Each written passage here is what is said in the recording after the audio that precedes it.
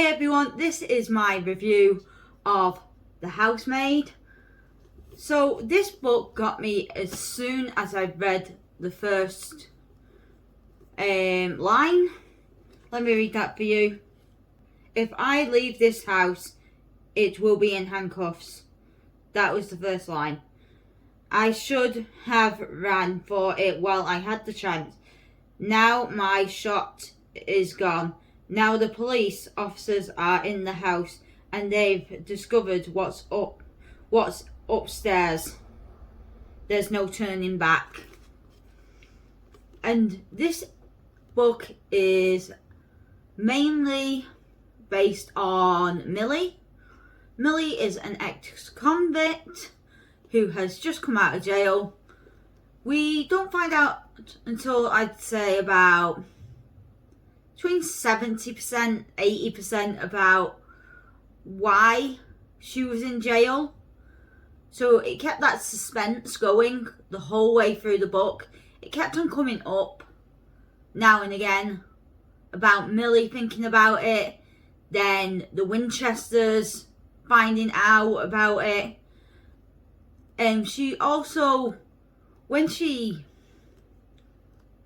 found out about this job of being a housemaid for the Winchesters, she wasn't sure whether she was going to get it due to her being in prison, but she just assumed they didn't do a background check on her. And then later on in the book, Nadia brings it up while her and her husband are eating like a meal, and was asking Millie what she used to eat in jail. This made Millie really uncomfortable, as you can assume. And yeah, so it was a constant theme throughout the book. But at the beginning of the book, we start with Millie moving into the Winchester house and her assuming she's getting the guest bedroom, and then finding out she's going to live in the attic bedroom. She found this pretty strange, but she just assumed the other bedroom was for when family came over, and obviously they couldn't have family living in the attic because it was a very small space, a little single bed. So they'd left the house an absolute mess when she moved in. So she cleaned it up, obviously, because it was her job. And then that night, she hears something going on in the kitchen. So she comes down and Nadia has absolutely made the place an absolute mess. Milk on the floor, papers everywhere, everything out of the cupboard. And then she starts accusing Millie of throwing out the PTA papers, what she had for the meeting that night. With all this commotion going on, Andrew, who is Nina's husband, comes down wondering what was going on. And this book did this so well, and I mean so well. They made Nadia out like she was crazy. Like, you just thought up until at least halfway through the book that Nadia was crazy. She demanded Millie clean up the entire kitchen when Andrew said to her, "Don't you have it backed up on your laptop or the computer?" And that was like the end of that scene.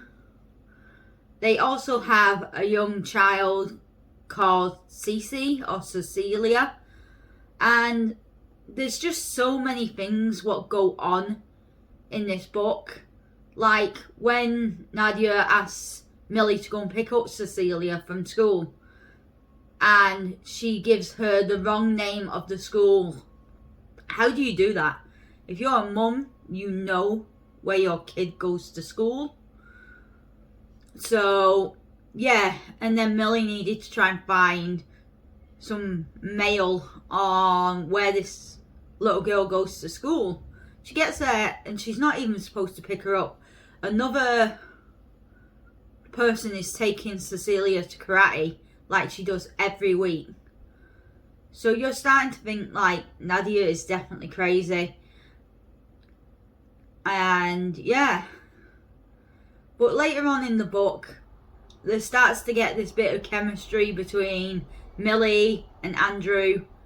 And because of everything Nadia is putting Millie through, you start really wanting to root for Andrew and Millie to get together, and that whatever happened in the beginning of the book, you wanted it to happen to Nadia, if that makes sense. And I was one of them people really rooting for Millie and Andrew to get together at the end, before we knew exactly what had gone on and what the attic was truly about. So yeah, I would say about 60, maybe 70% into the book, we start getting more of Nadia's point of view and what happened to her and what the attic is truly about. Basically, the attic is a torture room, and Andrew likes to, how do we say this, get Nadia into that room and punish her. And he does it in a sneaky way at first, like, oh, I just need to get some papers from the attic, can you help me with that? And then he locks her in there. And the only reason he locked her in there is because she didn't touch up her roots, so her hair was all blonde. And it's like, what a pathetic reason to do that. Like, it really annoyed me because you can't always do it. If you've got a little kid running around as well, you just can't. It's just not possible. You could have all the money in the world and still real life gets the better of you. And then he did, for her punishment, it was to pull out 100, I think it was, pieces of hair. And they all had to have the roots, everything intact. If she didn't do it correctly, he'd make her do it again. How she wasn't bald by the end of this, I do not know. So and then you start feeling sad and bad for Nadia. And now you're hoping that Andrew is the one to have the accident. So yeah, this book was amazing. I can't stop thinking about it. I finished it this morning. I gave it a 5-star. And I loved the ending because the ending was really good. How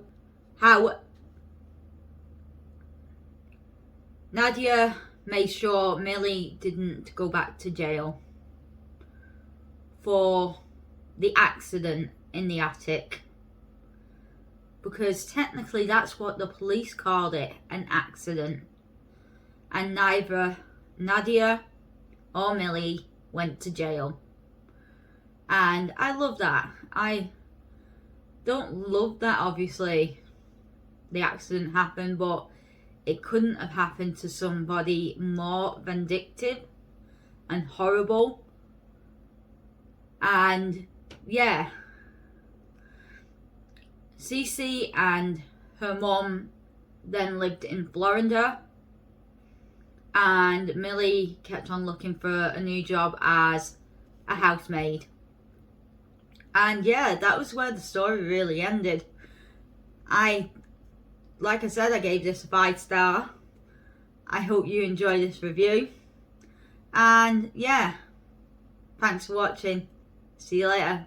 Bye.